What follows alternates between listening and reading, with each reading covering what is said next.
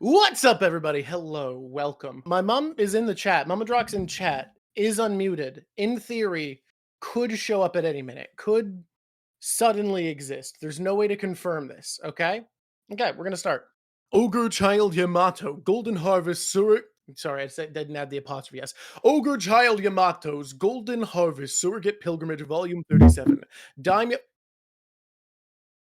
What was that noise? Mama, you okay? You sound like this sounds like horrible demon gurgles from behind an 80s closet.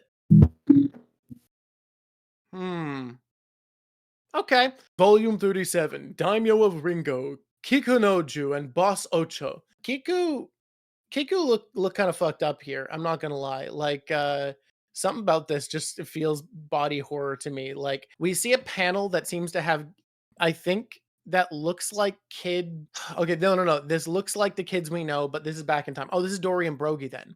So this would be Kid Dory and Brogy and Harold. Prince Harold of Elbaf lived out his rather unhinged childhood years alongside Dory and Brogy. Wow, I didn't have to guess. I didn't have to guess, I suppose. Kid Brogy a minion, you hate it? Look, he's just a little guy. Then we see all of them like swarming around big old Harold. Thanks to his innate size and strength, gifts from his ancient giant blood, as well as his noble status, he developed an inflated sense of self, and no one could stop him from growing into a royal pain. All right, so he's a bastard. Everyone hates him. He's picking his nose here. Everyone outside Elbaf is so tiny, pitiful, and boring. Don't you agree? And he flicks a booger and it blows up the water and throws a shark, and it's like, what? Yes, of course, Your Majesty. You're exactly right. Okay, so everybody, yeah, he's just a bastard. Okay, now we see him going somewhere, I guess. Bunt Kingdom, New World. Come one, come all, marvel at the 10-meter woman. Feel the earth tremble as she walks. Cover your ears when she barks thunder. A rare giant from the exotic land of Elbaf. Feast your eyes on Ida, or Ida, or Ida, or Ada. We're reading the chapter right now, Frostfire Tiger. And then Ida, or Ida, or Ada goes, growl. And everybody in the crowd's like, eek. Ah, wah! Step away from the cage if you don't. Wait, I gotta do a better thing. I gotta do a better thing, right? I gotta do a better voice. Let's go like original inner Atlantic. What do they call it? Step away from the cage if you don't want to be hurt.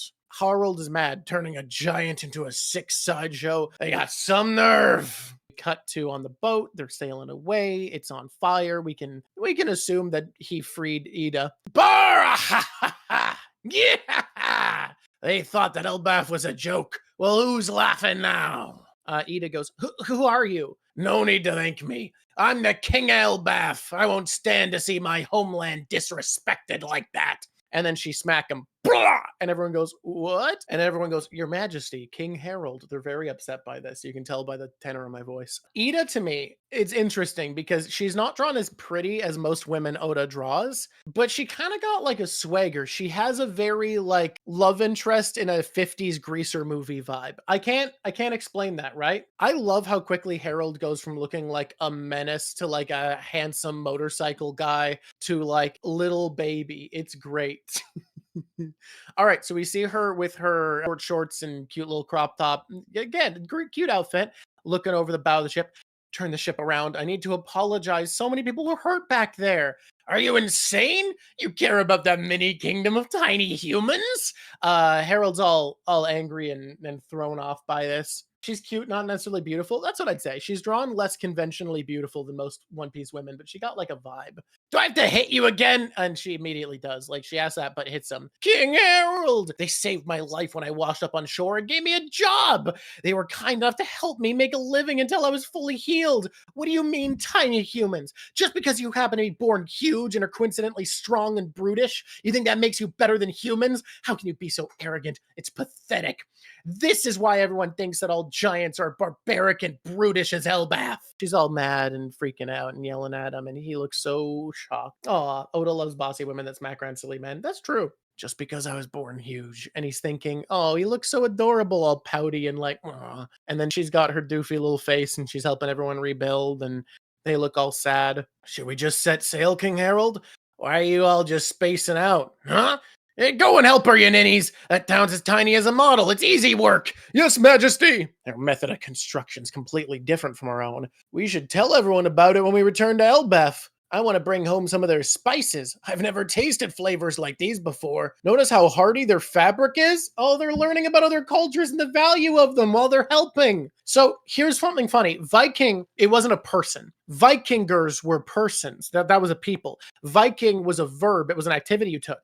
And the Vikingers, most people were not just Vikingers. Viking was a thing you would do when you ran out of stuff to trade. Basically, Norse expeditioners, Danish expeditioners would set sail around the world with the goal being trade, diplomacy, and knowledge gathering, and then became Vikingers. No, you're saying raiders, but they only usually became Vikingers if the trade mission went to shit. Like, if things started to go wrong and they ran out of shit to trade, they would go a Viking and raid a bunch of shit and then get back on the boat and keep trading with all the shit they stole. Like, generally, very few of them set out to sail with the mission being to slaughter people. It's just that, like, when the trading missions went badly and they ran out of shit to trade, they'd go, well, time to restock the trade bins. Hey, you got to catch up to where we are if you're going to read this with me. So you got to read like 6 whole pages. I don't know if you know, the computer gods hated me today. I don't know what to tell you. The computer gods hate me all the time, so I understand. But you got to read 6 pages on your own real quick. I'll vamp. I'll talk about Vikings while you read 6 pages. No, I read those 6 pages. Okay, cool. We're coming in a boat that says Elbaf. Clearly still the same boat. I was born on Samwani Island in the South Blue, she says. In the South Blue, which is cool. It's a cool place to be born. I know a lot of people born there. Mm-hmm. After some twists and turns, my life's path brought me here. And now it shows her and the king crouching on the ground, staring right at people who have happy-ass... well, not so happy-ass spears that are coming at them. So you cross the Serpent of Blood. You mean the red line? Oh, well, confirmation. We finally confirmed. We finally have it confirmed that the serpent soaked in blood is the red line. Finally. Okay, it's nice to just have it out there. Like, we all knew. And so it just feels like... Everybody knew. It feels like he stopped gaslighting us. Oh, apparently Saul is from the South Blue, so she's probably from the same island as Saul, people are saying. It only took 25 years and 1,000 chapters, says Rafe's Revenge. And here we are, crossing the Serpent of Blood, confirmed. Thanks for the lack of gaslighting. You mean the red line? Well, yes, which is why I can't go back home. Then come to Elbaf. We're not as barbaric as you say.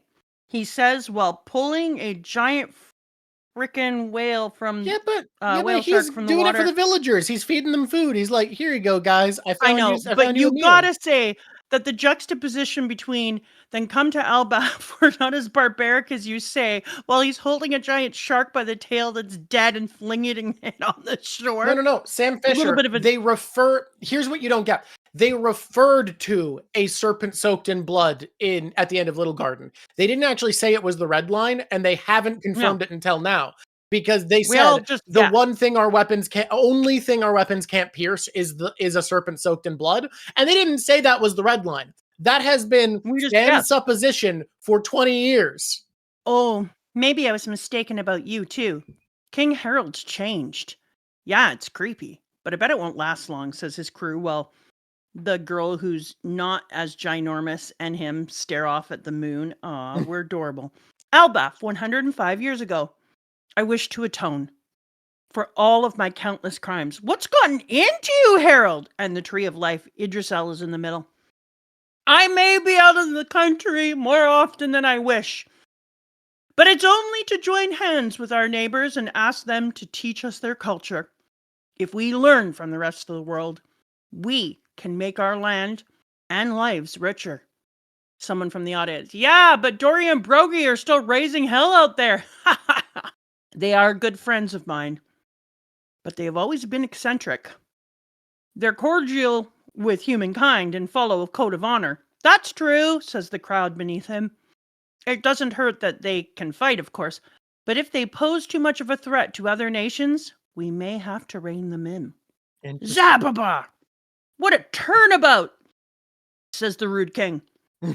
Bohajaja! Or Yaya, meeting new people, took him on a journey. Harold, no.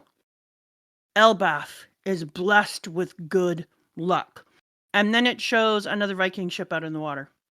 My theory that Harold was evil is wrong, but I still think his pursuit of peace is going to be harmful in a way, and we're going to learn some stuff. We're going to see what up. We're going to see what up here.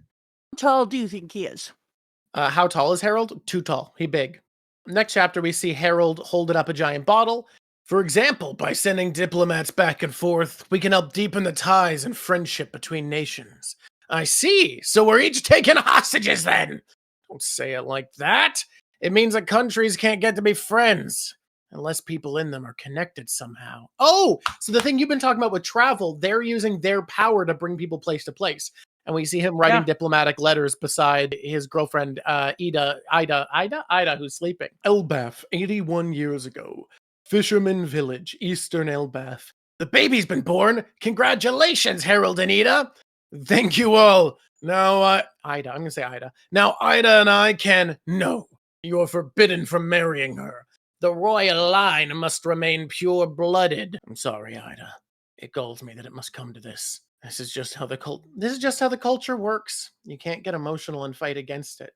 You're always welcome in our village, Ida. As long as you live in the same country as Daddy, you'll be happy, right, Horadin? Oh, Horadin. I want to cry. Is it my turn? No, because we're doing double pages. This is your true betrothed, Harold. She's very pretty. Estrid's blood is pure and ancient. She is the one worthy of being queen. I was born in the brewer's village to the north. Hot as shit. I would not be happy with this. Look. The forced marriage I don't think is good. I do think Estrid is hot. These are unrelated factors. I was born in the brewer's village to the north, and I studied geomancy. Ida? My opinion on this has changed a lot. In this situation, I think you're king, you change the culture. You just make a declaration, whatever. What I will say is, and I mean, that's obviously what Horadin's going to fight for. That's the arc we're looking forward with him, is that he's going to fight to change this. However, I will say, I used to be all on board with the idea of like, oh, in the stories of royalty, it's so sweet that they marry the one they love instead of having that as a concubine. But then I realized, I'm sorry, actually, if you're the king, your life doesn't belong to you. Monarchy is a broken system in which there is too much responsibility placed on you. And yeah, no, you actually don't get to marry the one you love if it costs thousands of lives and potentially starts wars. You should not. You should not kill thousands to be with the one you love, actually. You represent a nation, grow up. That's my new take on royalty. In this situation, I don't feel that way because maybe a civil war would be started if he didn't I don't know. I don't know the politics of Elbaf. It fucking sucks, though. It's dumb. Monarchy's stupid. It is my fate to love you for the rest of my life, touching his shoulder. Forget all about that woman and child to the east. Good heavens, the spirit is escaping to the east. Your good luck is getting away. We must close these windows at once. Huh? And that mirror, it's a 5-star kill. It's in the 5-star kill position. Destroy it at once. We got to read fast. We're doing them in 15 minutes. This chick would get a tattoo of laces up the back of her thighs. You know you'd be crazy when you've got the laces up the back of your thighs. This girl got mad mean girl tarot girl she got energy. Mad lace vibes in my world. Look, I don't know if it would start a civil war or not if he didn't marry her. That's the thing. If it would start a civil war, probably best to just put up with it, and the one you love can be your concubine. You're a king, the weight of the nation rests on your shoulders, and the lives of your citizens are actually more important than your happiness. And I do believe that if you are a king, your citizens matter more than you, and you need to put up with that. If it wouldn't start a civil war, probably marry Ida. This is Asla, the horse of good fortune. It's a gift from my clan to the perfect mount for you, King Harold. I have no doubt that this horse will bring you great luck. It's enormous. And why does it have 8 legs? It has 8 legs to carry that big fat king. Guards, and now it's a poor horse with 8 legs and then a strange mane that looks like walking people with their arms in the air casting spells as silhouettes. Guards, bring all the jewels and gold in the treasury to my chamber. Well, that's suspicious. This is to ensure that the fortunes of wind and earth are sent in His Majesty's direction. Also, inform the scullery maids that from this day forward, the king and I will be using the fine silver to eat all our meals. Is she just after luxury? Probably. About 70 years ago, in an era when the rigors of the sea made it difficult to maintain trade between islands. We see a boat out there in the storm. Elbaf's skill at navigation was the envy of other nations. He's sitting on the boat, being cool and picking up tiny boats in his hand to save them. There's a star to the north that never moves, called the Pole Star. Ooh, say the people on the boat. You said you met a mermaid, King Harold. Yes, I have at last. Fishmen, too. In the kingdom where those fish blood live, their king has a newborn. Her name, named Neptune. All the creatures of the sea, not just mermaids and fishmen, were engaged in a grand celebration that spanned the sea floor. Ooh, says all his people. Arras Castle, Elbaf, 63 years ago, while Harold was away from home. Congratulations, my queen. It's a very healthy boy. His name is Loki. Oh, the king and I decided on it. Now show me my baby. Oh, he got little demon eyes. He got real ass demon eyes. Like, that's why he's all blindfolded. He got them demon eyes. Creepy baby goes, "Rah," and she looks Rude. disgusted and terrified. It's terrifying. She hates her son. Jumps away from baby, knocks everything over. This is really good art. Like, it's really, her pose has so much energy to it. Look, there are women I like who aren't evil. It's not consistent. You must be so attracted to her now that she hates her child. I'm not saying that. It's horrid. What is that thing that is no son of mine? Your Majesty, try to remain calm. Tell me. Tell the kingdom that it was stillborn. You can't be serious. Oh, baby Loki. It is accursed. Just look at that baby. It's a monster. And we see his little hands gripping up. The Prince of Elbaf grasped at empty air, but no hands reached out to envelop his own. Stop, Your Majesty! He's the royal heir! The most unfortunate of all living creatures. He's the one whose very existence is denied by its mother in the moment of its birth. Do you hear me? I bore no child. Do not tell a soul about this. Checked him out, Drawk. Checked him out the window. We're watching him fall. Yeah, he is plummeting to the underworld. But what are you planning to do? I'm going back home. I never want to bear another child. Your Majesty, head guardsman down in the underworld. What about the underworld? Oh, God, she's so angry. Oh, boy. Next page, we see little Loki clinging onto the edge of cliff. He's a baby. He's crying and holding the cliff. He's covered in sweat. His head is cracked open. The winds are plummeting against him. And in the distance, Queen Estrid fell ill. Get rid of the child. There was a prophecy before it was even born. The prophecy said that King Harold would one day be killed by his own son. Not that madness again. And why Harold was busy banging his head against the problem of national relations. The world government has stepped in to block our path again. Why can't countries be free to decide for themselves? That's a great question. Thank you. I've been asking that question for a long time, but I know the answer. Hey, can I see the baby too? He's your brother. He's not. He's not your son, so he's not my brother. Aw, you're even sweet when you're like that. Of all the misfortunes that would fall upon Elbaf, and then he stood there, would be known as Loki's curse. And all the misfortunes that would befall Elbaf would be known as Loki's curse. Man. I read all the way to the end today, and then they dropped a chapter after I read. I'm super excited because this was goddamn delicious. Look at poor baby Loki just clinging on for his life. It's really fucking sad. What a brutal panel. No, this one. The Prince of Elbaf grasped for empty air, but no hands reached out to develop. That's horrible. Oh, that's so sad. Okay. That's worse parent than Kaido. Yeah. Well, Kaido touched his child, like, "Hey, I see your existence," and then beat them. But he's pretending he knew they. I love thinking about Kaido as a dad. Like, Kaido's parenting philosophy is like, "All right, kid, you're my daughter. Actually, I'm a man. I respect that. Cool, you're my son. Oh wait, that's great news. That means I can make you shogun. I couldn't make you shogun if you were a daughter. Fucking, Yamato, I knew I loved you. And I'm Odin. Hold up. Yeah, his death was so inspiring. I want to be him. Son, you shut the fuck up. Son, that is kid ever. I wish you had never been born. In my fucking house. Fuck it. Get this shit out. Holy fuck. I just killed that fucker. Really? Fucking hell. Fuck. My own son. I have no son. I think that there's this very interesting thing that, like, talking about bloodlines, there's something that makes so much sense for Estrid's reaction here, because her entire character is about she's the right one to bear Elbaf's heir because she's the right bloodline, and she has this belief that she is chosen, and she has all these beliefs that, like, she can control the energy and have the child that is meant to be something pure and good. She can bear the heir.